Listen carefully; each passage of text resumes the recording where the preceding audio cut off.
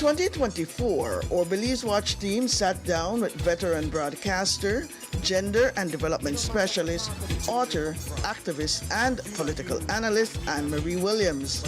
She spoke to us about her life, her challenges and triumphs, and the role she has played at the helm of several organizations at home and in the region. We will look back at that conversation after this break to hear from our partners. The Bari, National Institute of Culture and History, Seafront Inn, National Gas Company, and Del Martin.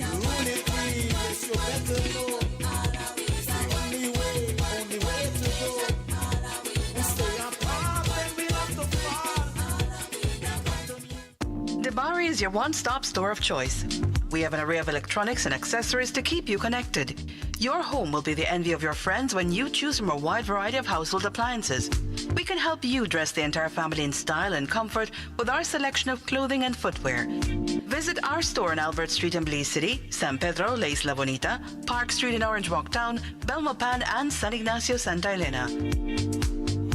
The Bari, get more, pay less. Belize's food heritage is more than what's on our plates.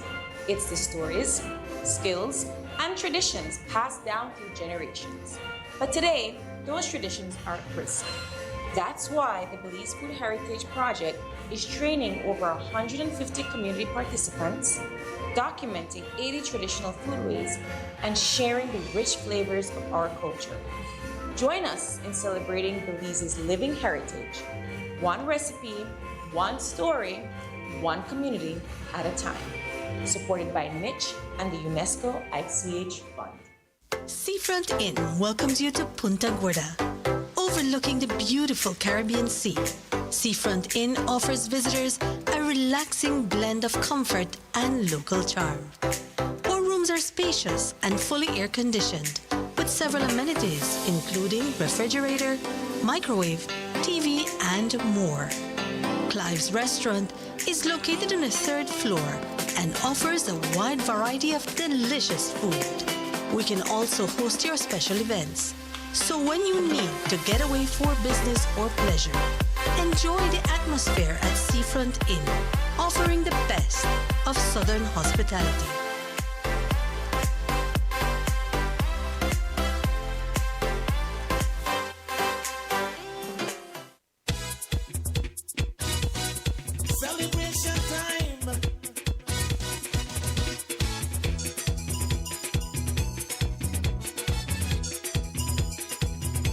It don't matter what part of the jewel they come from.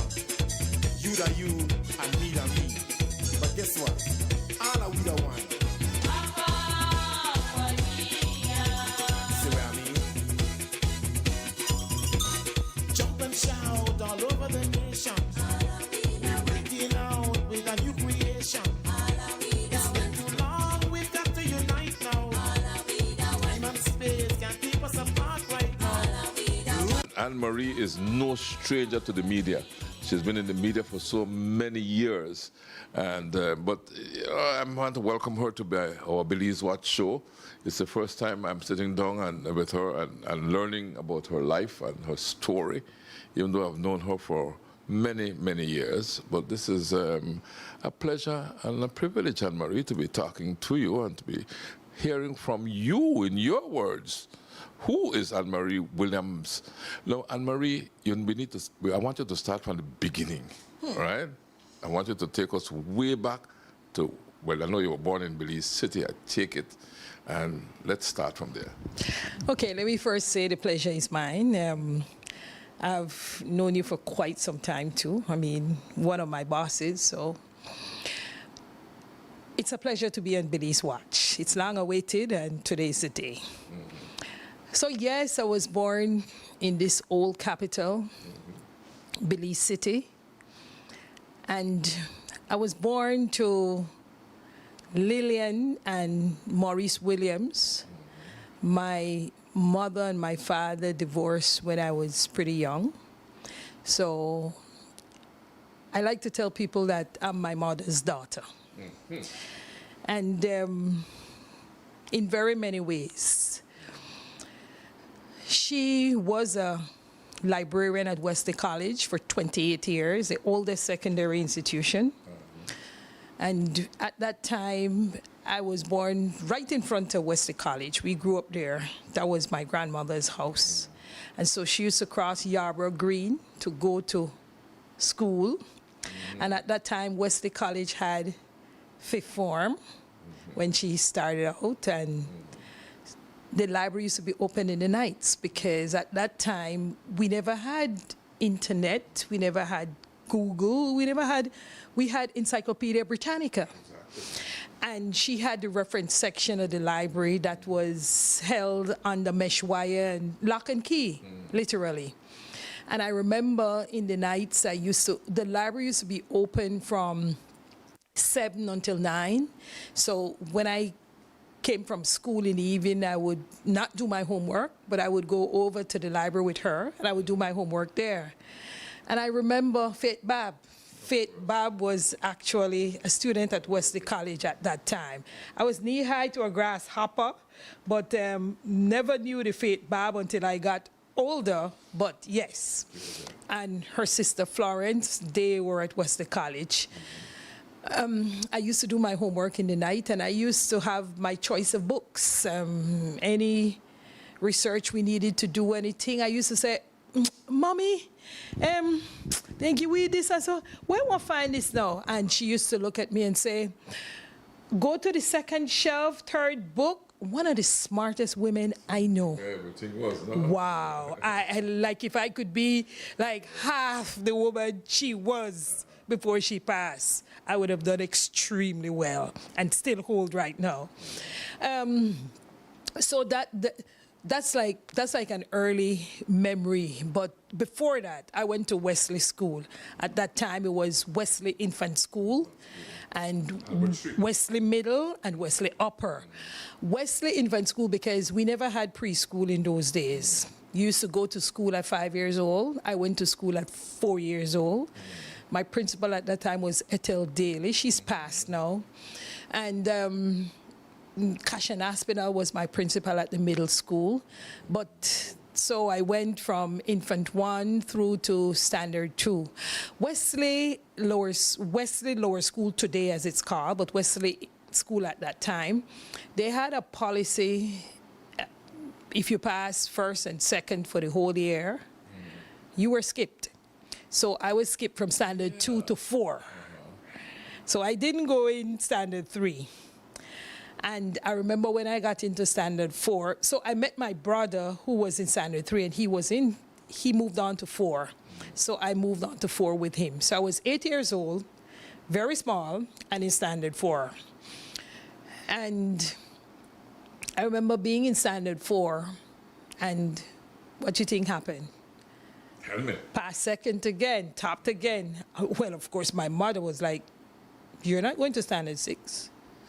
Because, you know, in those times, it was very common to say, oh, we don't like skip picnic because they miss out. Miss out upon what? What, yeah. I mean, hey, case in point. If I did 2 to 4 and I still top, what did I miss out on? So I didn't go to Standard 6. One of my teachers in Standard 5 was Miss Lozano. She lives in New York. I met her a couple of years ago. And then when I got into Standard 6, Mr. Parham, Roderick Parham, was the principal of Wesley College, at Wesley School at that time. And Shelmadine Maivit, she was one of my teachers in Standard 6. The days of excellent teachers. She was, I owe everything to them and my mom, trust me. And I could relate with what you're saying about skipping, because myself, I didn't do Standard 6. I was at Ebenezer in Standard 5 and was sent straight to 2A at Wesley College. But anyway, go ahead. And as you said that, I can relate to what you're saying. As you said that, my eldest brother went to high school from Standard 5. So he went to Wesley College, and my other brother was at Wesley College. I didn't go to Wesley College. I went to Belize Junior Secondary School number 2. Okay. That's the heyday of BJSS number 2 and number 1. At that time, Basil Coleman, the late Basil Coleman, was my principal. Yeah, yes. I remember Basil very well. Yes, and he was a quintessential educator.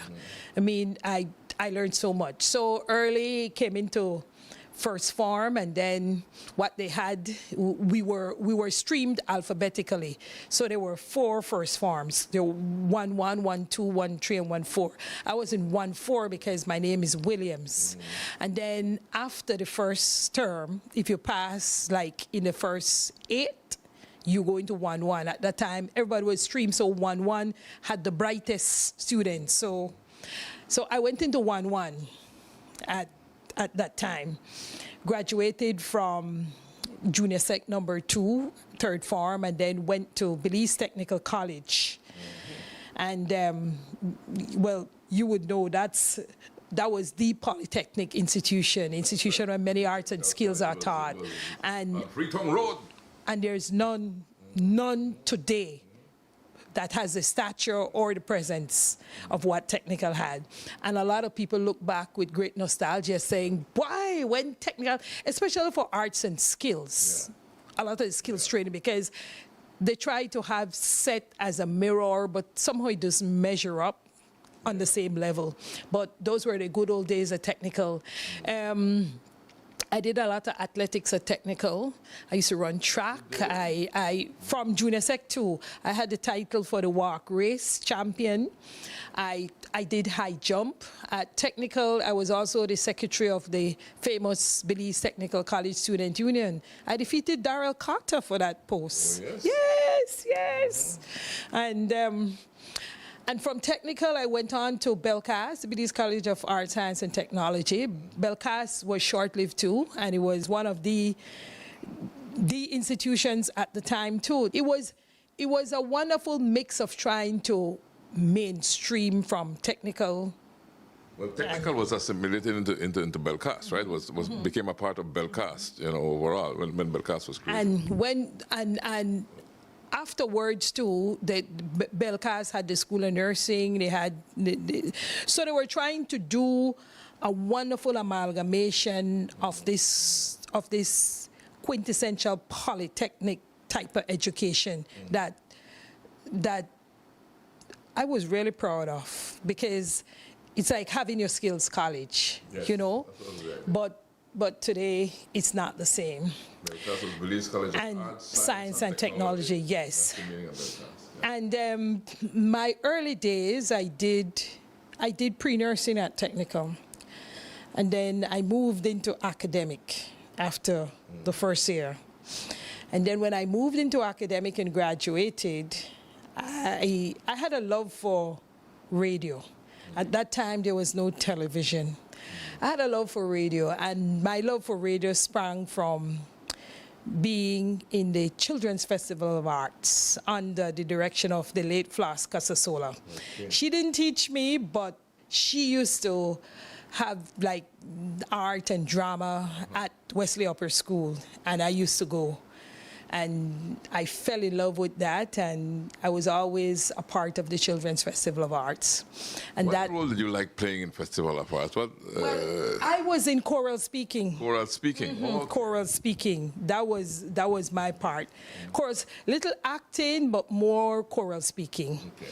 And Flas Casasola prepared us, and we won a number of prizes and things like that. And after high school and Belcast, was time for employment. Mm-hmm. And But you were set to become a nurse, if I recall correctly. Yes, if I'm not jumping ahead of you. I changed over to academic. And then I love broadcasting. And then I decided, let me get a job at Radio Belize. There was a vacancy for an announcer. And I decided to apply for the announcer. And it was through the establishment department and everything. So I got back a call, I got a letter inviting me for an interview.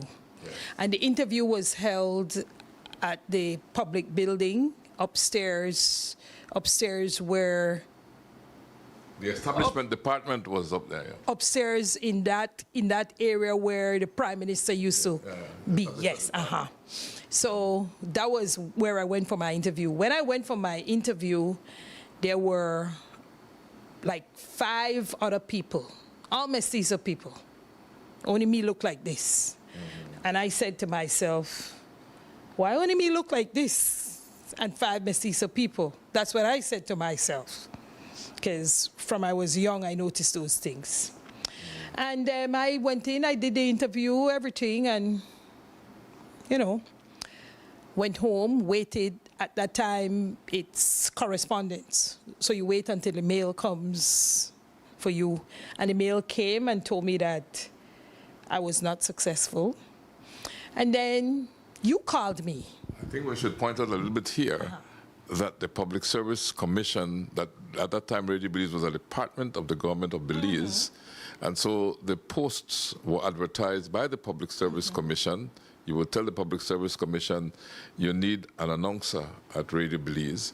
The Public Service Commission would advertise the post, and then the applicants would be interviewed by the Public Services Commission with some expert or somebody from the broadcasting department around, and this best person would be selected. But mainly it was the Public Service Commission that would have done that selection work. And then if you're hired, then in a short list, no? When they were shortlisted. Then you're put as an established announcer because you're on the establishment department role. So I wasn't hired. But you got wind of me. I did. You called, I got my letter in the mail like the Friday saying that I wasn't successful.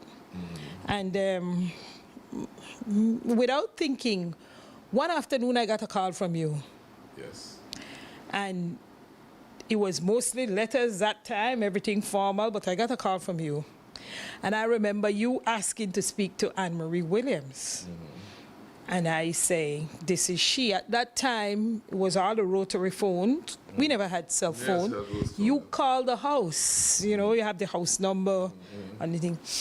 And you told me that you wanted to see me, come to Radio Belize to see me because you want to do a voice test because you think that I would make an excellent announcer. Those were your words.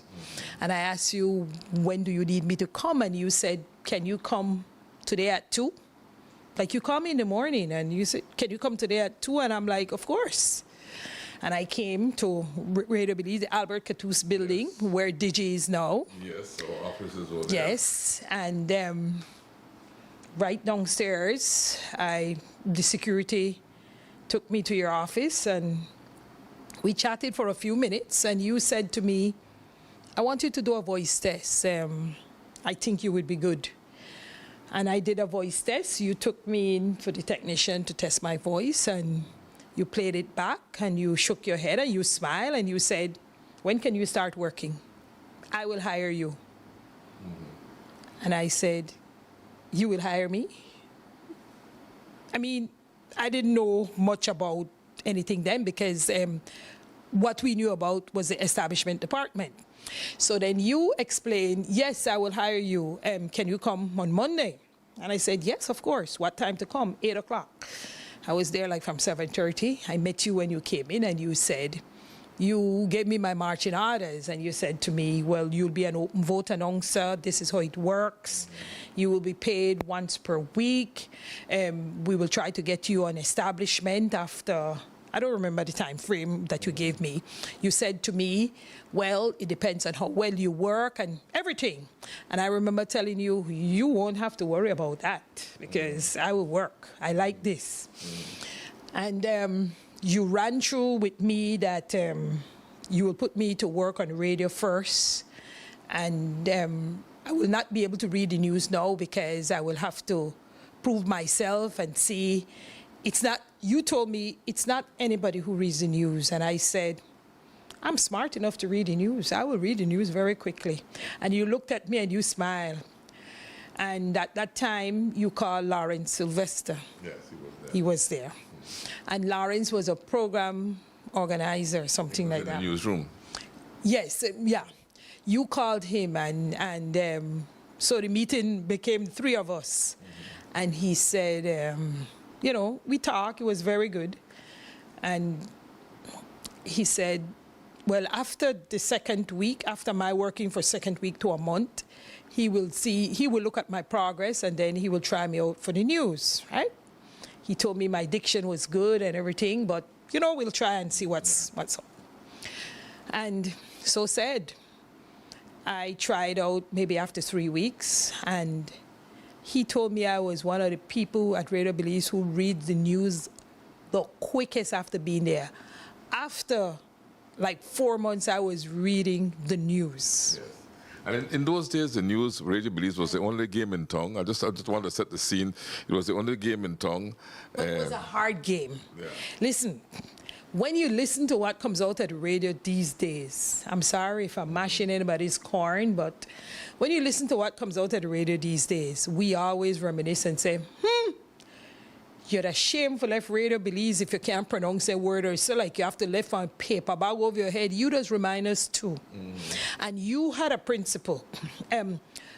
So after 4 months and I started reading the news, I started anchoring at 12:30 news. Yeah. And you used to record the news, 12:30.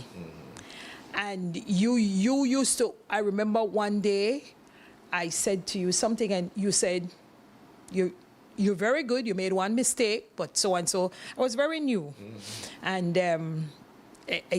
but I caught on very fast and everything.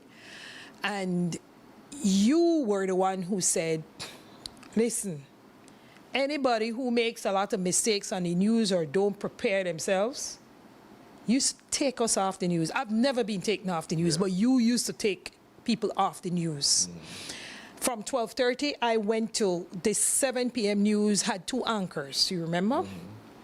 I used to anchor the 7 o'clock news different times, but I've never been taken off. But there was such pride. Rennie, where the pride gone now? There was such pride because you used to say, no make no mistake or no sound bad because no, we not detect this image. You said it right from Jump Street.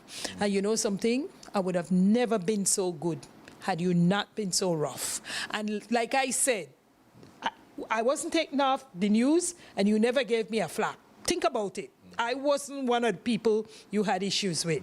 No, think about it.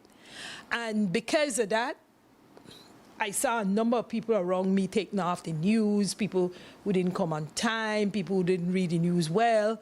And I said, I would never want that to happen to me.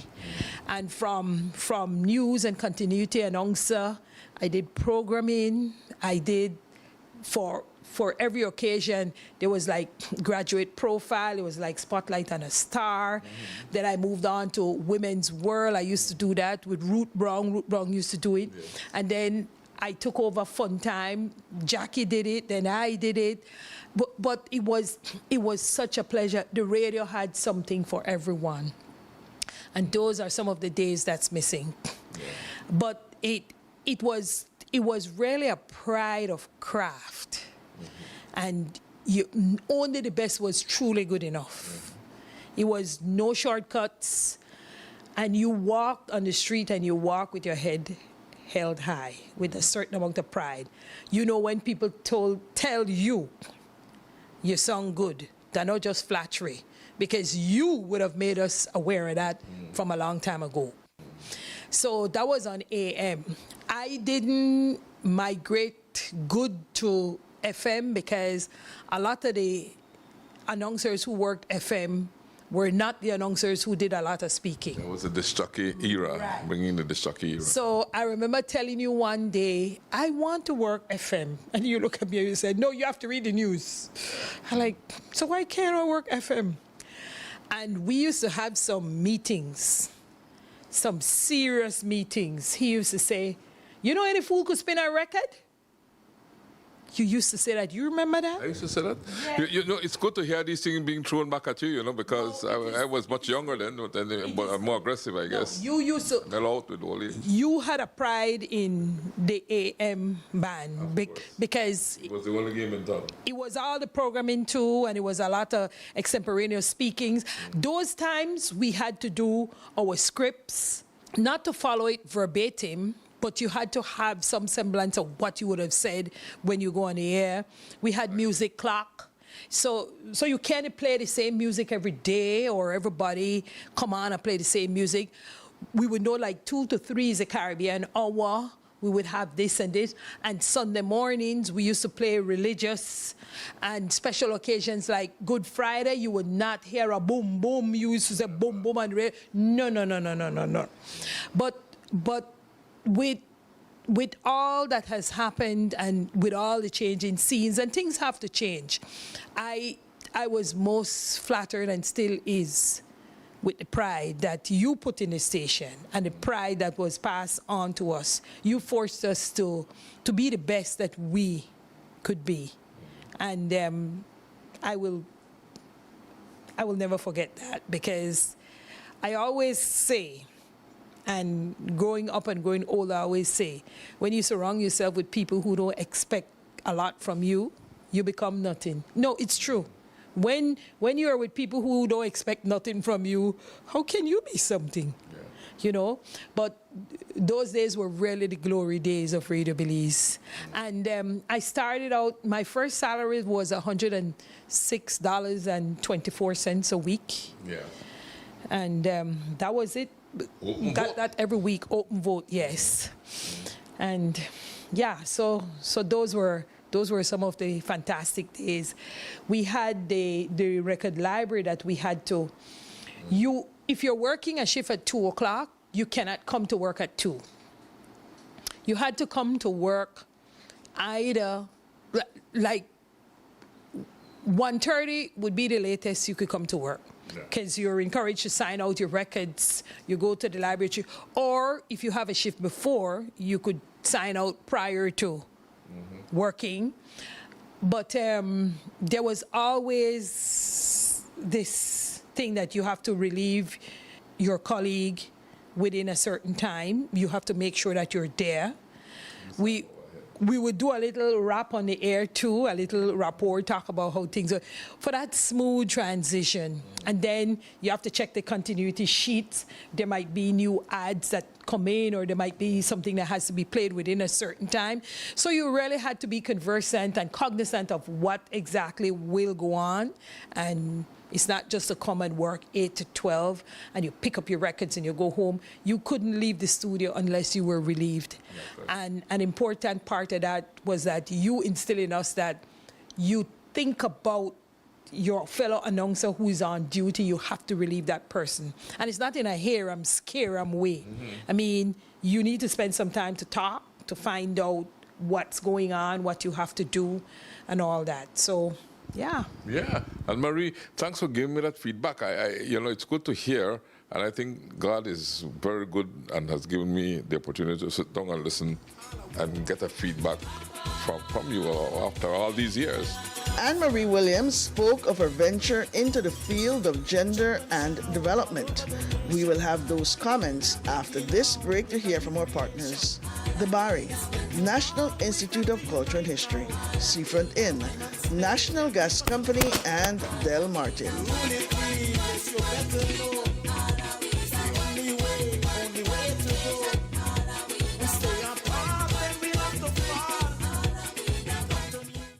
Bari is your one-stop store of choice. We have an array of electronics and accessories to keep you connected. Your home will be the envy of your friends when you choose from a wide variety of household appliances. We can help you dress the entire family in style and comfort with our selection of clothing and footwear. Visit our store on Albert Street in Belize City, San Pedro, La Isla Bonita, Park Street in Orange Walk Town, Belmopan, and San Ignacio, Santa Elena. Bari, get more, pay less. Are you up for an adventure? Want to go explore the world of the ancient Maya? Let's visit one of the archaeological sites. Don't have any cash? Well, guess what? The Institute of Archaeology niche has made payment options more convenient. We are now accepting DigiWallet payments at 13 of our archaeological reserves. Here's how to do it. Select the bill pay option within the DigiWallet app. Then select government entities. Click on niche and enter the site name, fee type, cost of ticket, and click Pay Bill. After a successful transaction, show your digital receipt to the ticketing clerk and this process is complete. And don't worry, Digi now has cellular service on a number of our sites. Yes, it's that easy.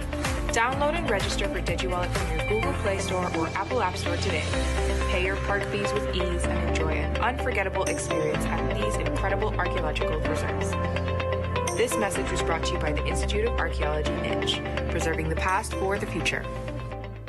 Seafront Inn welcomes you to Punta Gorda, overlooking the beautiful Caribbean Sea. Seafront Inn offers visitors a relaxing blend of comfort and local charm. Our rooms are spacious and fully air-conditioned, with several amenities including refrigerator, microwave, TV, and more. Clive's restaurant is located on the 3rd floor and offers a wide variety of delicious food. We can also host your special events.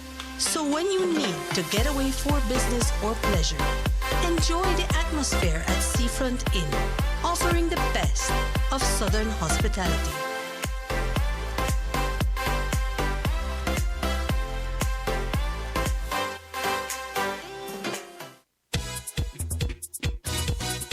Celebration time.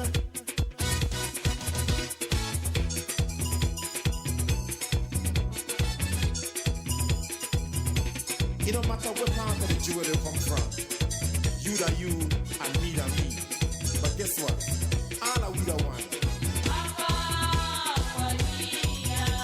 See what I mean? Jump and shout all over the nation. Breaking out with a new creation.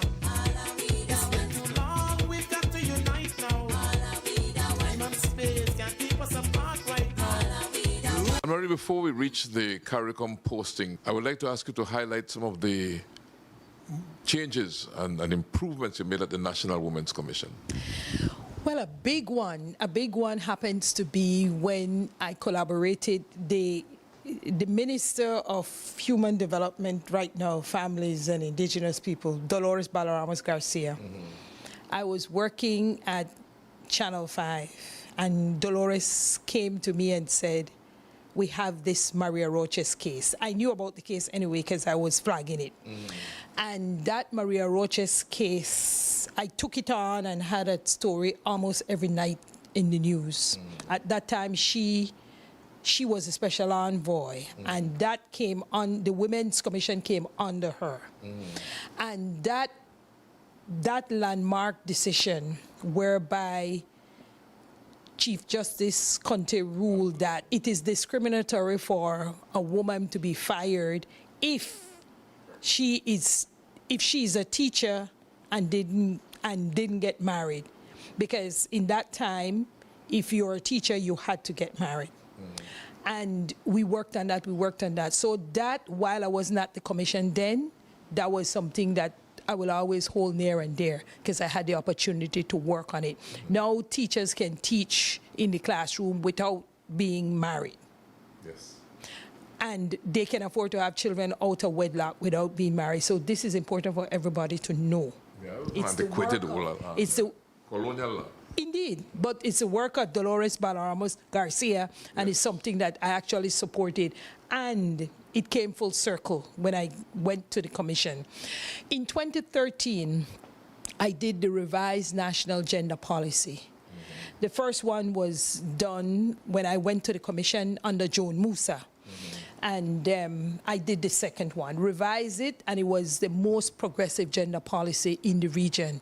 So much so that it caused a lot of ire. It raised a lot of issues with Scott Sturm and everybody, all the evangelical people. Boy, my former CEO was Judith Alpuche, and they made effigies of her and me. They buried the gender policy. They had all sorts of demonstrations across the country. Why did they have that? Just because the gender policy in the 56th page of the document said that Belize is a country of people with different races, different ethnicities, and sexual orientation. What part of that is not true? The sexual orientation. Now, look at it though, and I remember former Prime Minister Dean Barrow saying, I will not rescind the policy. I got my Bishop Roosevelt Papalut, who headed the Methodist Church at that time. Very well too. Yes. I I got him as a champion for the gender policy. He actually did a commercial that we used to play, and he said straight, think about God loves the sinner. He may not like the sin, but you cannot come around and say that these are not people, people, and we're different people. And yes, and when Prime Minister Barrow said, I will not rescind the policy, that was a glorious day, because it set the tone for us to advance. He said that we were the policy would be rescinded, right? Yeah, we were so backward, but he held on, and I made sure, and I got champions, my former CEO, everybody came around, and now there's another gender policy, a revised gender policy. It's watered down a bit, but my thing is, we're a nation that should seek advancement. Yeah. We should progress. Right. I also did the National Gender-Based Violence Action Plan. And that was done in 2017 up to 2020. That has been revised also because it only lasts for a time. So those were two of the most amazing accomplishments while at the National Women's Commission. You know, Anne-Marie, listening to you and really admiring all that you have done, I can recall a 20,000 plus movement that was carried out, I think, twice, if I'm not mistaken, yes. Right? It happened 3 times, but 3 times. I did it 2 times, because I did the first one in 2014, and it was a collective effort, but I steered the ship. And it was the first time that about 12 to 13,000 women, non-political, women and girls came together from all over the country in a solidarity march, to ensure that women have right to health, to education, coming together as a nation. And it was important because it was done in March for International Women's Day. It was around the Ruta Maya time. It was March 4th. And we mobilized schools, we mobilized, everyone wore orange T-shirt with 20,000 strong. And then we had a slogan, imagine a Belize without women. You could never imagine that. And so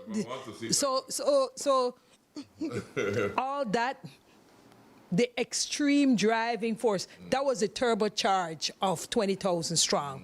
We had women speakers because it was a time when we were looking at women in entrepreneurship to stave off gender-based violence. We address all the issues coming out of the national gender policy. But we were moving up to the 25th anniversary of Beijing, and the 25th anniversary would have been in 2020. So the second 20,000 strong was in 2016. I did that one again. But by the time 2018 came, I was at CARICOM. Yeah. So one was done here in 2018, not as big as the one in 2014 or the one in 2016. I remember in 2016, the day after was a House meeting, and I remember that Prime Minister Dean Barrow stood up and, well, it was the Women's Commission and the Special Envoy's office. So I did all the planning with the 2 spaces. So he at that time, it was his wife, Kim Simplis, who headed as Special Envoy. So he congratulated everybody for the work that they did and really stressed that he's never seen a movement like this that is non-political and everybody just coming together for the common purpose.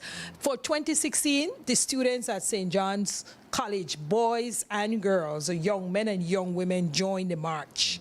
And we marched from Memorial Park all the way from along the promenade and went to the Marion Jones Stadium.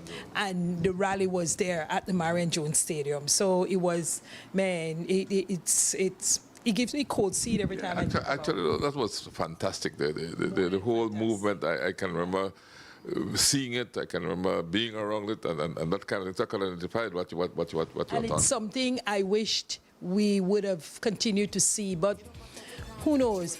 I always feel like when things are that good and significant, we shouldn't lose sight of it, you know? In our final segment, Williams spoke about women in politics and the publication of her book. We will have the final segment of our 2024 conversation with Anne-Marie Williams after this break to hear from our partners, the BARI, National Institute of Culture and History, Seafront Inn, National Gas Company, and Del Marte.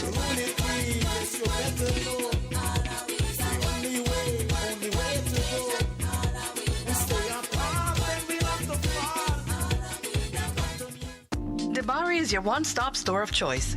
We have an array of electronics and accessories to keep you connected. Your home will be the envy of your friends when you choose from a wide variety of household appliances. We can help you dress the entire family in style and comfort with our selection of clothing and footwear.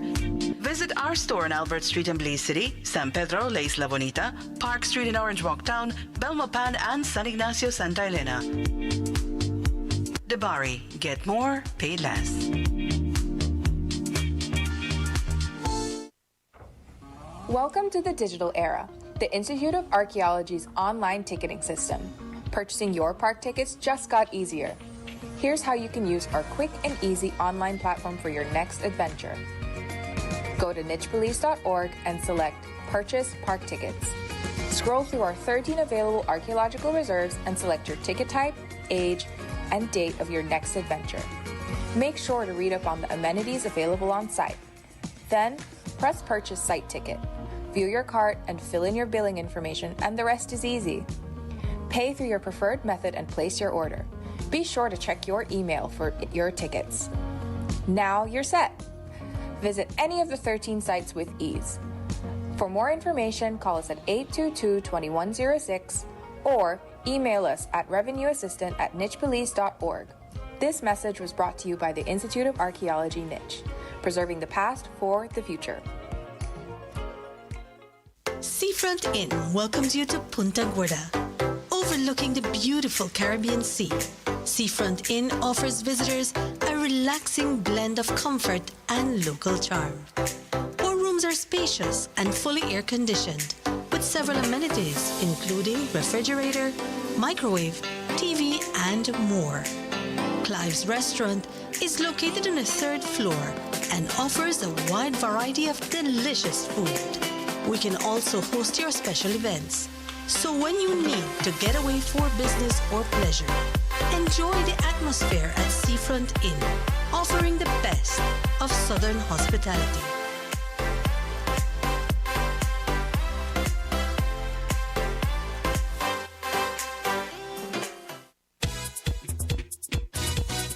Celebration time.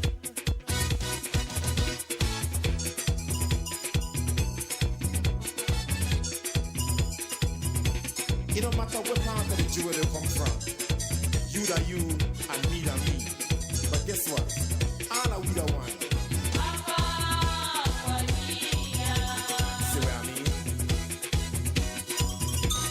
Jump and shout all over the nation. We're breaking out with a new creation. It's been too long, we've got to unite now. Time and space can't keep us apart right now. And then Anne-Marie, you moved on to CARICOM, right? You went away, and then but you kept coming back. You never. That's one of the things I admired about you. That even though you were away in Guyana, you kept Belize at heart, because we could always reach you for comments on the radio or on TV at all times. So you always kept in touch, right? So that was good and admirable of you, that you didn't just go and say, "Oh, I'm over here now," and that is that. You know, this is, election coverages and what are you? You were right here. It was always so expensive to come home, but I made it a point to come home at least 3 times a year. Couple years, I came home 4 times because of work that I had to do for Belize. Because part of my accomplishment at the CARICOM Secretariat is the first regional gender equality strategy. Again, it's all but passed. Two countries, Guyana and Barbados, had some changes, but the strategy is done. And I had regional consultations. I came to Belize for a consultation year before last in November. And I made sure that I came home because I have found a home among my people. And you can't, yes, that is true. But I remember leaving the night, and we had conference at church, and I had an opportunity to say something, and this was in January, and I said, you know what? Wesley is sending me. The important foundation I've had, it's thanks to my church, my work, my family, everything. You know, Belize has been good to me, and so I will definitely come back. I've been at the CARICOM Secretariat for 6 years, and when I was about to leave, I remember the Secretary General, who's Dr. Carla Barnett, said, why are you going home? What are you going home to do? Because I didn't have a job lined up at home. I still don't have a job lined up at home, but I came home. I had a project to work on, but I came home. And she asked me, well, a number of people asked me that, but it mattered not because I'm multi-skilled and I could do a lot of things. But before you move on, Marie, I wanted to highlight some of the things you did at the CARICOM Secretariat while you were just there. about to say that. So the strategy has to be one of them. I've been instrumental in bringing to the Secretariat about $3 million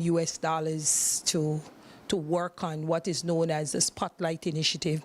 The Spotlight Initiative is an initiative by the European Union, about 500 million euros. It's like a trust to eliminate gender-based violence in the form of family violence for the Caribbean. And there were 6 national programs. Belize got a program, and I was instrumental in batting for Belize. Belize has a program, Grenada, Guyana, Haiti, Jamaica, and Trinidad and Tobago. And there was a regional Spotlight Initiative, and I was one of the co-chairs of the technical advisory group. Myself and Tony Bradber, who heads UN Women Caribbean, headquartered in Barbados. We were the 2 co-chairs. And out of Spotlight came a number of initiatives. One that I will always hold dear happens to be a program. It was an economic empowerment program for women who have been survivors of gender-based violence. And that women had to apply into the program. It was virtually done training, and they were given seed capital of $6,000 US to start their own businesses. And that's a program I conceptualize and manage. So we had recipients from Tobago, Dominica, St. Lucia. So Tobago, Dominica, St. Lucia. And I traveled to all those islands and made sure that the projects were on the ground. After 5 weeks of training, the women, make sure that they register their business and everything. And I have some amazing pictures. One that stood out to me is this woman in Dominica. She's indigenous. Imelda is her name. And she was doing the first bed and breakfast in the community where they live, because the indigenous area in Dominica, they don't want big hotels. And she was doing a bed and breakfast. She's very proficient in handbag making and mats, all out of the local straws, like titai and like that. And she had her baskets already made. She already had her room that she was going to fix up. So the $6,000 US, she bought a stove. It was so good. I visited all. That's the last project I did. I visited in November, December, and I came home right after that. But it was amazing.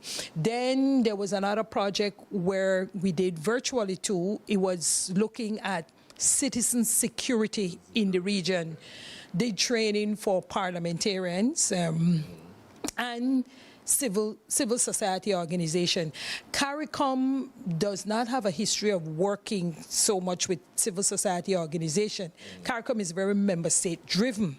But for the Gender and Development Program, I ensured that we did a lot of work with civil society because government cannot do everything. And if you have a vibrant civil society movement, they not only do the work, but they hold government's feet to the fire to ensure that what they say they will do, they get done.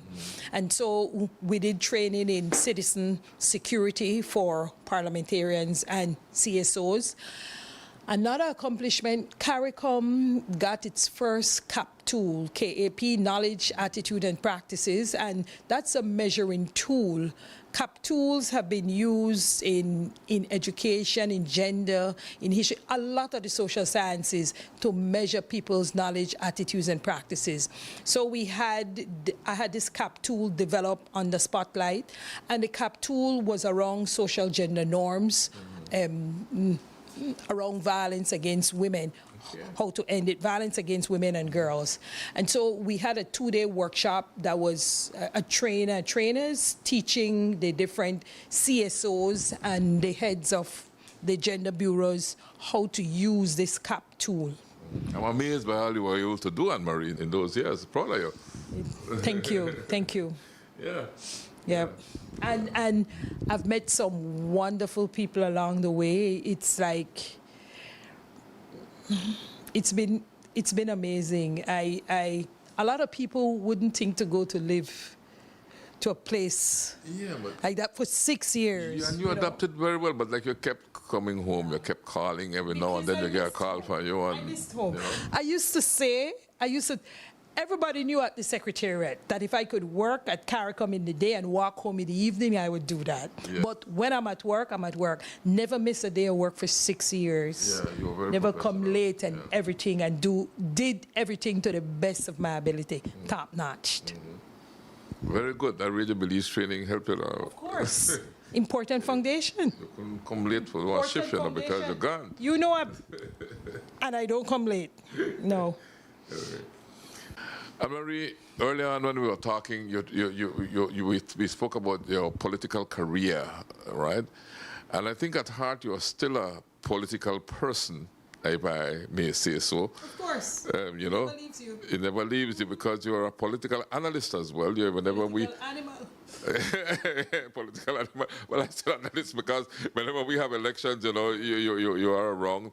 We have been covering elections. We have had you analyzing elections and what have you. And you've even written a book, Political Women in Red and Blue. So before we need to look at your political career. We can't make you go without looking at your political career. Or a lack thereof. You said you ran at one time and you lost. You said that before. Yeah, the closest I came was when I wanted to be the mayor of this fair city.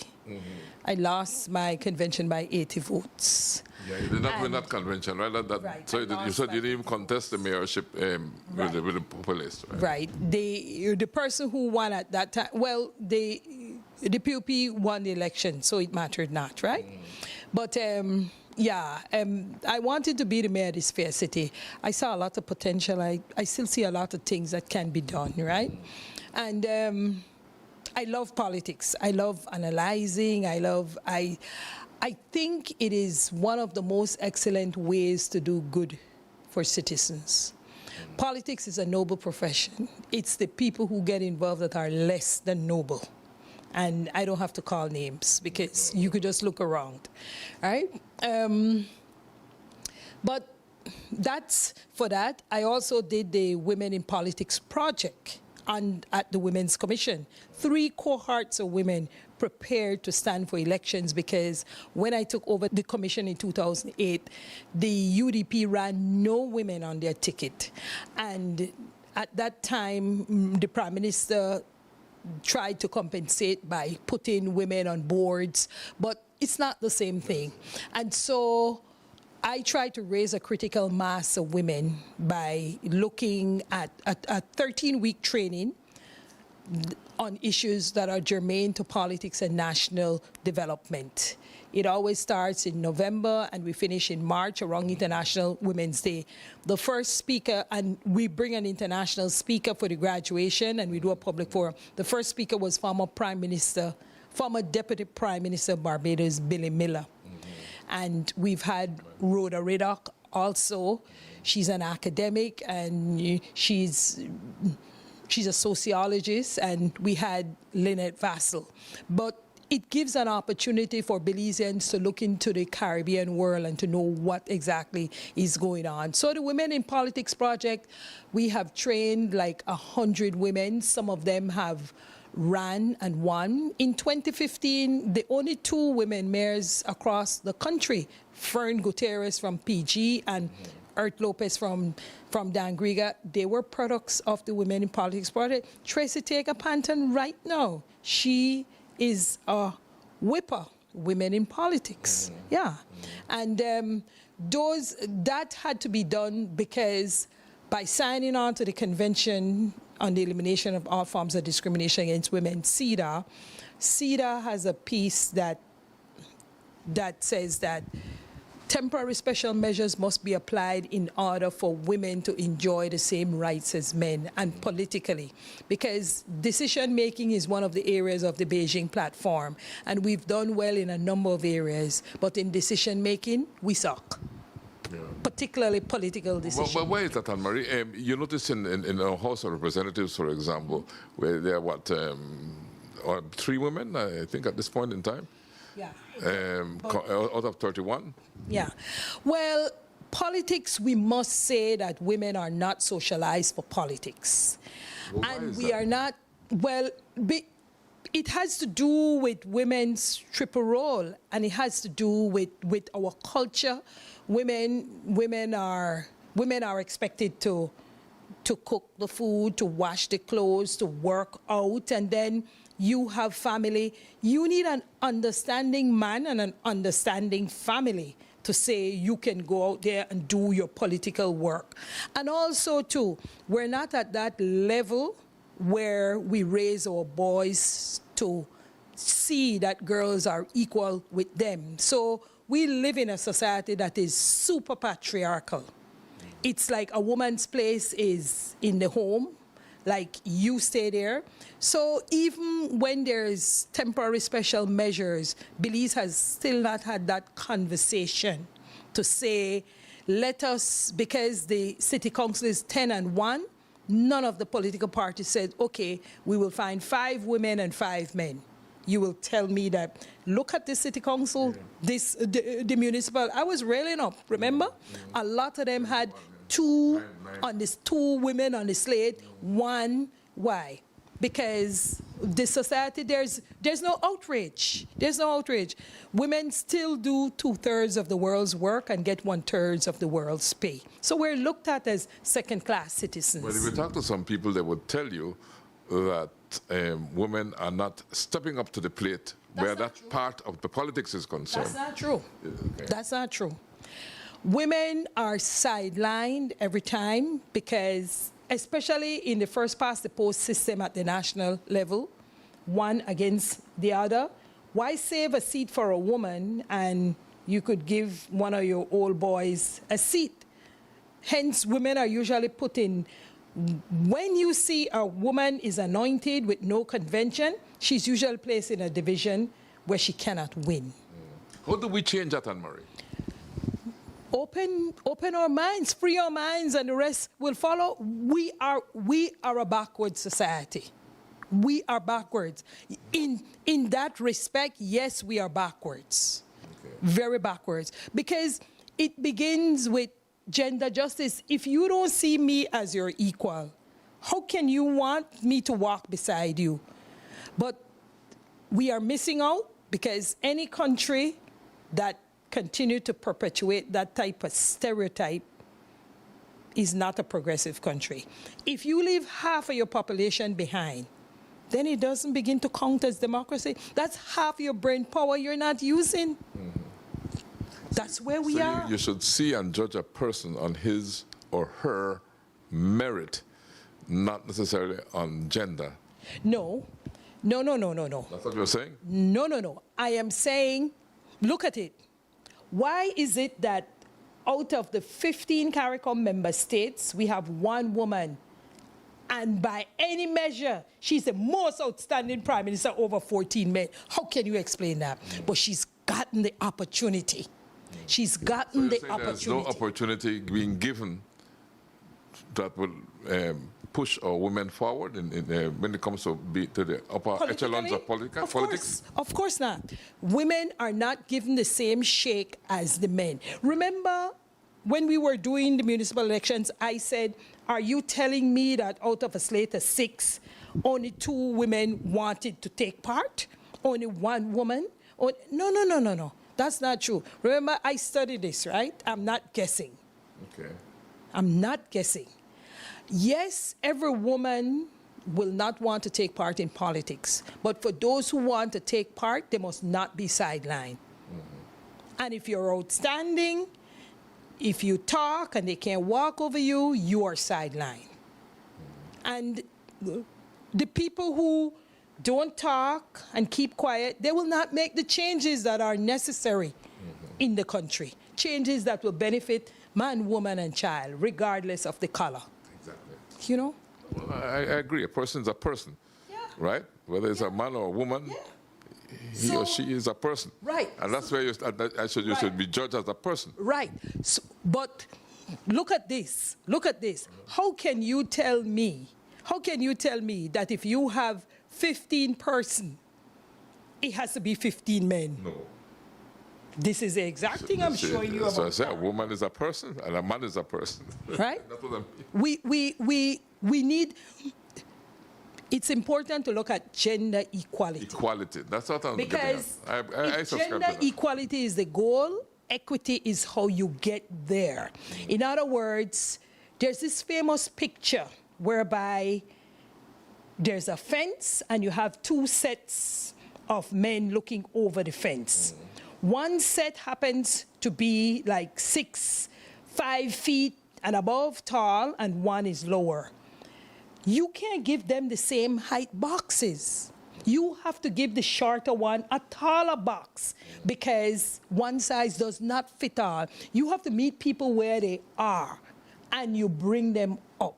That is what you call equity that leads to equality. See, a lot of people don't understand this. One man told me one time, he said, I had a meeting, no worry, and 18 people come. I made sure gender equality, 9 women and 9 men. And today, we're sharing out, like say, groceries. And 9 women will get and 9 men. I said, no, that is not how you do it. The 9 men you are giving may not need all the groceries. 12 women may need, and 7 men may need. You have to look at people's needs. That's what I'm saying. The whole thing. You just can't say, 10 men and 10 women, that's gender equality. That's not how it works. See the person, what he or she is worth. It's almost like human rights. My right as a person doesn't trump your right. Not because 10 people are over here and you all speak louder than me, you have more rights. No. Because we're born free and equal in dignity and rights. Equal rights, Anne-Marie. That's what it's called. Equal rights. And talking about equal rights, you actually wrote this book, Political Women in Red and Blue. Yes. Right? And it's good, I must commend you. You use both colors, red and blue. My own funds. Right? So. With my own funds. Okay. And I did so because the stories had to be told. And if you notice, men who write books in Belize don't write about women historically. And you have some very outstanding women here. It's all of the women who serve in the cabinet, from Madame Liz. Yes. All the women who've served in cabinet, except Beverly Williams. Because although everybody's in here, and I was using my own funds, I wrote them to say, this is what I'm doing, would you like to be included? I didn't have to ask, but everybody responded except her. So one person is missing, and this have 12 stories. Yeah, Jane Osha, Yes. Anna Patricia Arceo, Dolores Balderramos Garcia, Sylvia Flores, Lisa Schumann, Faith Babb, Audrey Joy Grant, Lisella Lamia, Tracy Panton, Carla Barnett, Gwendolyn Lizarraga, and of course your bibliography. So all the women who serve, and this is important because it can be used as supplementary material. I meet a lot of young people who don't know anything about these women. Some of them never heard their names. And this is an important piece. This is not only women's history, it is country history, it's Belize's history. And all the good things that these women have done, it's not just their story of their lives, but it's what type of legislation they've put forward in the House of Reps. Like take, for example, Dolores Balderramos Garcia. Whenever you live in a common law union, you must remember that she is the person who pushed forward the legislation to make sure that after 5 years, if you wish to part ways, you can get something and the other person can get something. Yeah, it's because of her. Very progressive force. Yes, and so these stories had to have been told. And we must remember too that Patty Arceo was the youngest mayor ever served, deputy mayor in San Pedro. And remember when she won, and she was so young, but she was not given a full ministry. And you know the parallel? All these women, Said Musa didn't give her a full ministry. Dean Barrow didn't give Tracy a full ministry. She didn't, Faith Babb didn't get a full ministry from Manuel Esquivel either. You know, Dolores is the only one. And I don't know if because of her ties with Sylvia Flores as well. Sylvia Flores got a full ministry. Minister of Defense. But I'm saying, yes, she served as Minister of Defense, which was unprecedented. It didn't last because after a year, she was given human development, right? Lisa was foreign minister for all the 9 months. And yes, and Miss Jane did serve in the cabinet as well. As parliamentary, well, like deputy minister, parliamentary secretary. But her story is far more awesome. Yes, of course. Miss Jane's story. Oh, that's a great story, Miss Jane. We salute Miss Jane and her legacy will live on forever and ever as far as the credit union movement goes. I would never have done this book without that. And look, this book was launched at Jane Usher's credit union with the help of her son, Clement Usher. Yeah, it was so good. Yes. He was very, very supportive. Jane was a trailblazer, man. More than a trailblazer. She set the bar. Yeah, we stand on her shoulders. Yeah. Jane was good. Well, Anne-Marie, in your book, you highlight women who have really excelled in their party politics and the politics of this country. But there are many others who have also done great. What would be your comments on those? Why aren't we seeing them in the forefront? Well, you're talking about the women who put the men in power. Women have always been in the background. They have always played subservient roles. In other words, it doesn't matter if it's the city, if it's a rural, wherever. Once a man has a spot to run or he has a campaign team, the bulk of them will be women. They have found this way to campaign for the men. They are the foot soldiers, or Faith Babb will call them the pudding pan brigade. They cook the food, they sell the barbecue, they do everything that they're supposed to do and more to get the man elected. But it seems as if though it hasn't dawned on them that they could take that same effort to get their same women and their own generation elected. But I know something that a lot of people don't. We haven't really taught women what it means to support other women. We take it for granted that they know. And over my years of study, I realize that they don't know what it means to support other women. A woman would tell you point blank, I know to vote for she just because she not a woman, but you vote for him just because he not a man. Sometimes less educated than the woman, not know anything at all, and they just support her. We need that consciousness to be turned on its head, to say, if we're looking at the best candidate, we would have more women in politics now than men. So, listening to you, can I take it that one day I will see Anne-Marie Williams on a political ballot? No, they would have to appoint me. I am working now to support other women to get in positions. So you don't want to get out there and head the... No. I've had enough. I've spent my money. No. My role is to help women to get elected. I want to do the work. I like to do the work that the average person doesn't like to do. I like to do the work. Wouldn't that be true to say of other women that they like to do the work? Suppose they would say they like to do the work like you. Then who would step forward? I like to do the work for women. I am not putting the man there and I have a woman to put there. I want to do the work for women. I stand unabashedly to support women. We have to support our own kind. Next year is the 30th anniversary of the Beijing Declaration and Platform for Action, which is the most comprehensive roadmap to achieve gender equality. Belize signed on to Beijing. And there are 12 points, and one of them is women in decision-making. And we're yet to crack that code. So I have a passion and I have a heart. My mission is to get women elected. So that's the future direction that your life is heading, Anne-Marie? That's what you're telling me here? Because I was about to ask you, what's next for Anne-Marie? One of many facets. Look around. You will see. You will see. No, you will see. I will see. With time, yeah. Everybody will see.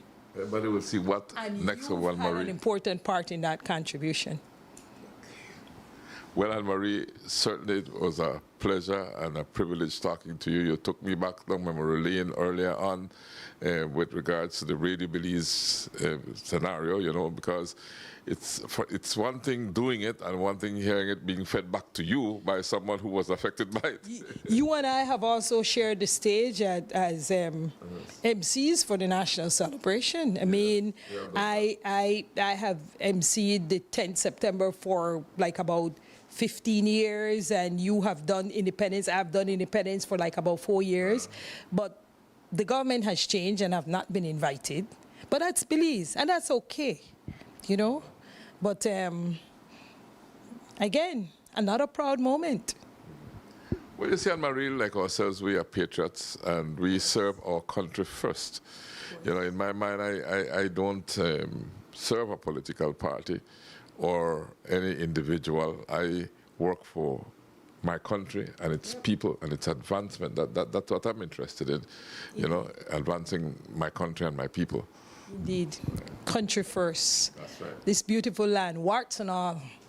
So it's always Belize first, you know. God, Belize. In that order, and then we could discuss the rest. All right? Yep. It was my pleasure. It was my pleasure. The honor and privilege is all mine, Anne-Marie. And one thing that came out here is a lot of love you feel and passion that you feel. And love is always a choice that we make, you know. But we love God, first of all. Then we love our country. Then we love ourselves. Then we love our fellow Belizeans as we love ourselves. And in that way, we will have a better Belize. Right? And so, because we choose to love, we say to you, Belize and beyond, thanks for choosing love.